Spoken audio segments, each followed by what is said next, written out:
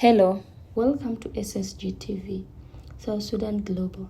If you have not yet subscribed, please subscribe as we will continue to bring you informative videos. Throughout history, political marriages have taken place in many shapes and forms.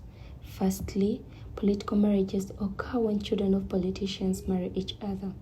Another political marriage occurs when a child of a commoner marries a child of a leader. There are many speculations on why political marriages take place.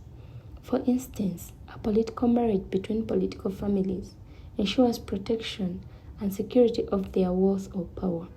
However, a commoner decides to marry into a political family to acquire benefits like lucrative jobs, status, wealth, security from those in power. Of late, South Sudan is awash with political marriages. In fact, average citizens have taken it upon themselves to do everything possible to marry into a political family. It has become a lifetime dream for many young South Sudanese men and women to get a spouse from a political family.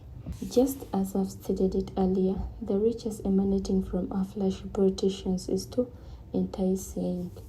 Of course, these young men and women have seen their poor peers becoming rich because of their luck in landing a spouse from a political family. Those nobody young men and women of yesterday found them living their lives on a fast lane. They are now the rich kids in town who wouldn't want the golden apple to fall on their lap. Nevertheless, these political marriages perpetuate deadly political problems that our beloved South Sudan is experiencing currently. There is nothing wrong with political marriage as long as it is done out of love. The problem is if it becomes your sure bet in making it in life.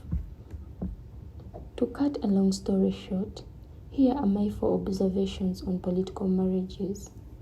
Negative impacts on South Sudan. Number 1. Ballooning marriage expenses. These marriages are extravagant and unrealistic. Political families see no shame in displaying their wealth in a country where 80% of South Sudanese cannot afford food. They spend a huge sum of money to communicate a message that they have everything. Marriage ceremonies become a do-or-die affair, from expensive wedding halls to expensive gifts. They rule the space of marriage with a bang. They do this by offering or receiving unrealistic bride prices of about 100 to 500 cows, an untold amount of money. All this wealth is not verifiable. In most cases, this wealth comes from the public offers. By the end of the day, our government has no money for salaries, agriculture, roads, education, and health care. Number 2, nepotism. Political marriages are contributing to nepotism in South Sudan. The moment an average citizen marries into a political family, their fortunes change instantly. I have seen young men or women with no experience or skills rising to top positions in government and army overnight. Instead of promotions based on performance and experience, it is based on connections. Bear in mind, these overnight and half-baked successful young folks extract heavy pay from the government that does not have money to invest in public services. Also, I have seen people with no academic papers scooping senior positions in NGOs just because they are in-laws of some big fish in the government who had connections. Number 3, impunity.